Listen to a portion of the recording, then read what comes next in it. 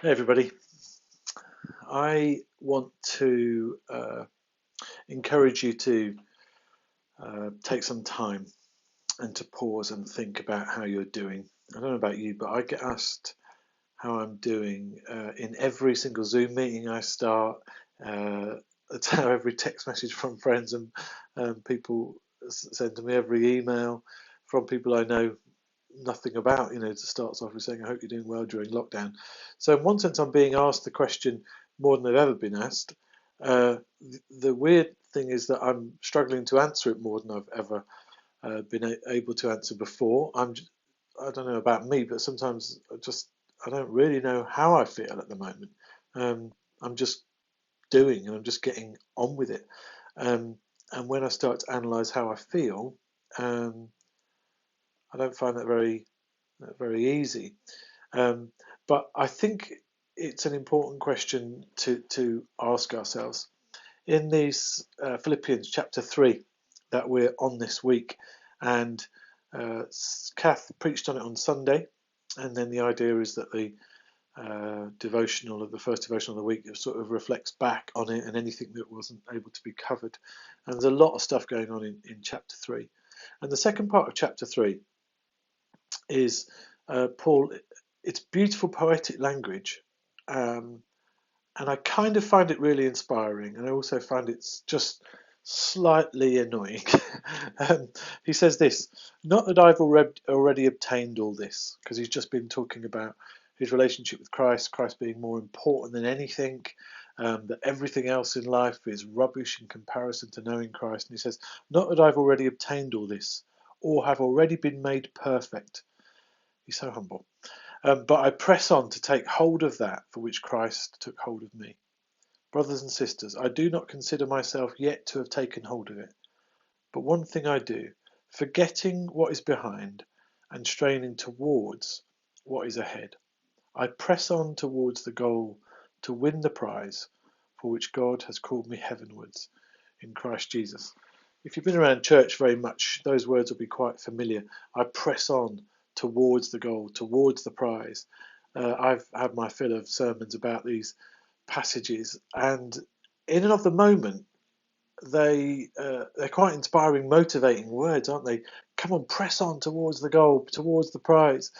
It can really stir you up until you have the thought, well, what's the goal? What's the prize? It's like running out of your house because you've been told to get there, and halfway through running down the road, you pause and go, hold on a minute, I don't know where I'm going. What's the destination here? What does it mean to run towards the goal of the prize that's been won in Christ?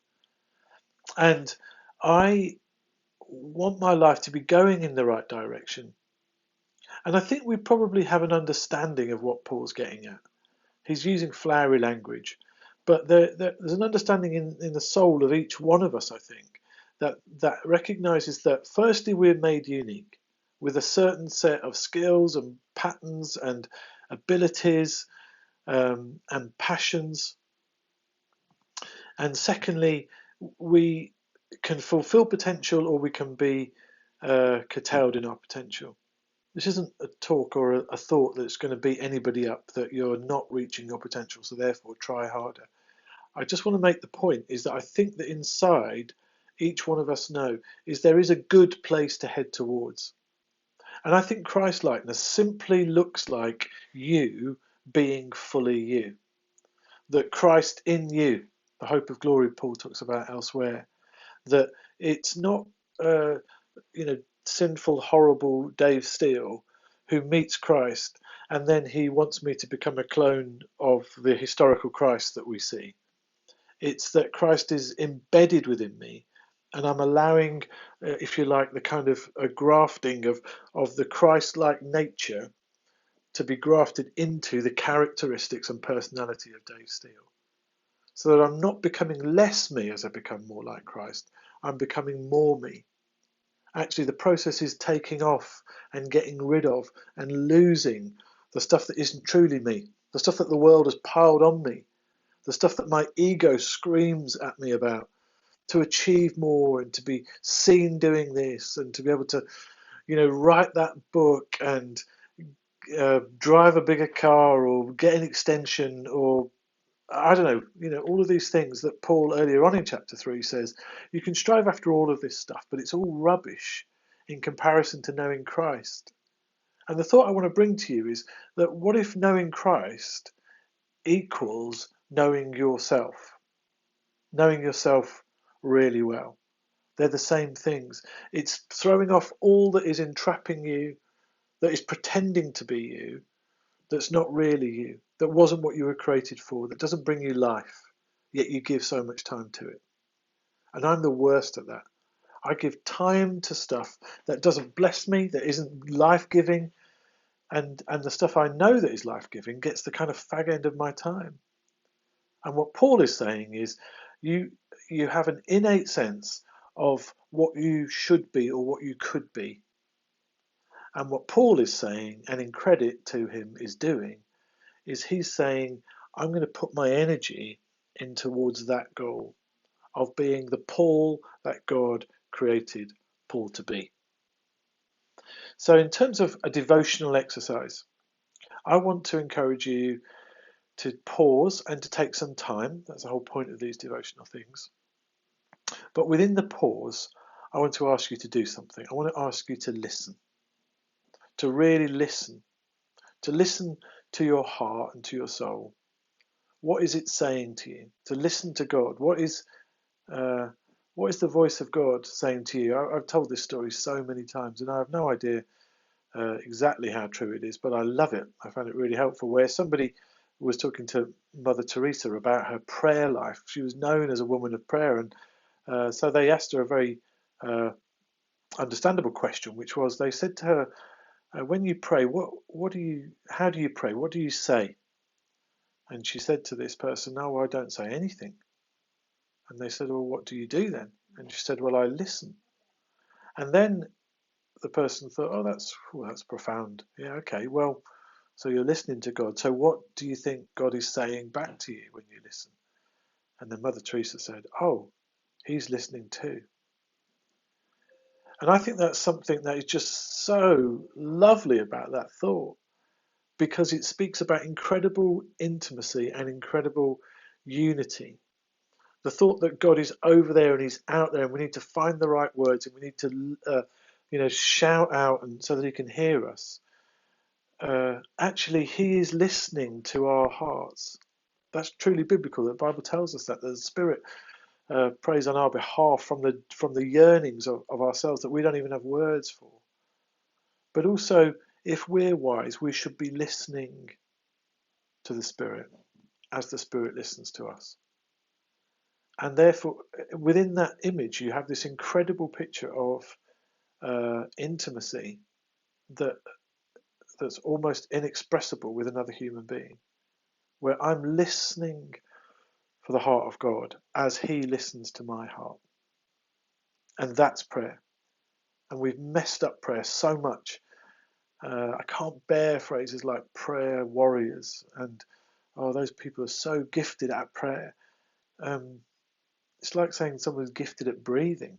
If our understanding is that being in the presence of God is being able to let go of the ego, of all of, just like at the beginning of Philippians chapter 3, all of the things that we think are to our credit, how wise we are, where we were educated, who our friendships are. It's all rubbish in comparison to knowing Christ. And what does knowing Christ look like? It's about being at peace with who you are and who you were created to be. So here's the exercise. Grab some time. Get rid of all distractions. Don't be tempted to have a paper and a pen. Don't be tempted to play music in the background. Just find some space. Decide on the time limit. And then listen. Listen to your heart and your soul. What is it saying today? It might be that brings up emotions in you, and allow yourself to have those emotions. That's fine. But listen to yourself. How are you? I love all of that kind of mindfulness stuff. I found it really helpful. But sometimes it can be vacuous, isn't it? Learning how to breathe and how to empty your mind and being still. I'm sure that's good for our mental health and everything, undoubtedly. But for me personally, in my stillness, I want to use the stillness to hear and to listen. So many people during lockdown have said about birdsong and about noises of nature that they couldn't hear before because traffic and airplanes and everything were covering them up. We have stillness in our lives, or we have it because we're wise, because in that stillness, we may just get the chance to hear some things that we're not hearing in the busyness of the rest of it. And that might feel a bit vague to you, and I'm sorry, but I think even the practice of it, even the trying to just be still and listen into yourself. Because I suspect that as you listen, you will notice some stuff below all of that ego stuff that needs tending to, where you need to be kind to the heart of who you are. That as you listen, you're going to realize that there are people who you're missing, who you're concerned for, people you've meant to follow up with and you haven't, people that you're struggling to forgive, people who, right in the moment of your listening, you begin to hear a bit of their heart.